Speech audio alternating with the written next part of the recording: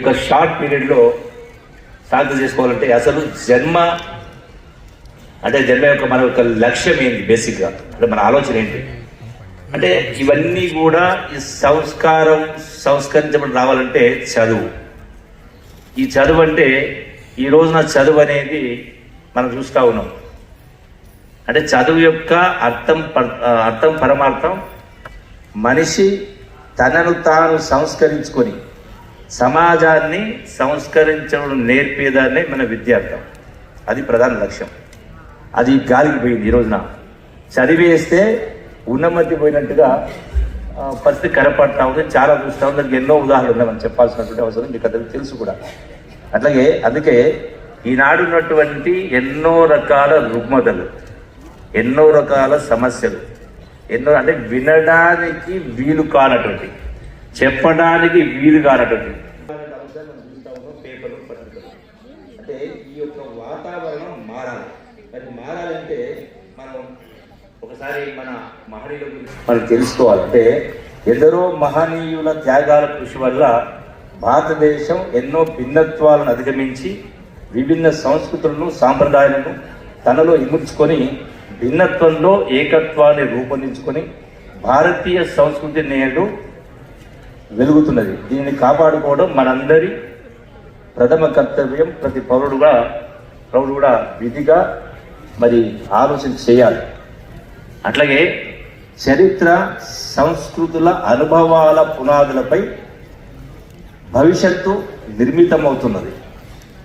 చరిత్రను మరవద్దు, సంస్కృతిని విడనాడొద్దు.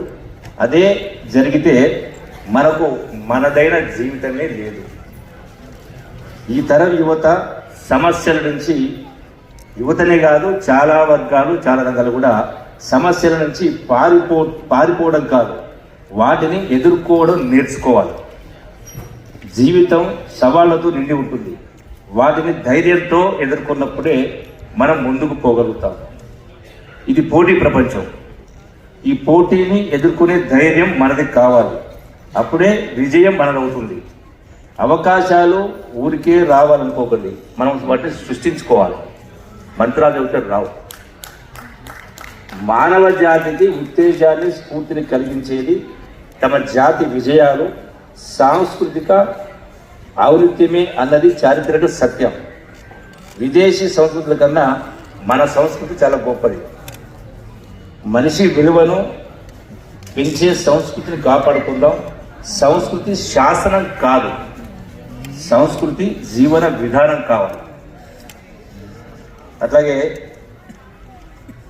మనకు వేరువేరు మతాలు, వివిధ భాషలు, వివిధ రంగుల్లో చర్మం ఉండొచ్చు, కానీ మనమందరం ఒక మానవ జాతికి చెందిన వాళ్ళమని చెప్పని కోఫీ అన్నన్ గారు ఏనాడో యావత్ ప్రపంచానికి తెలియజేయడం జరిగింది.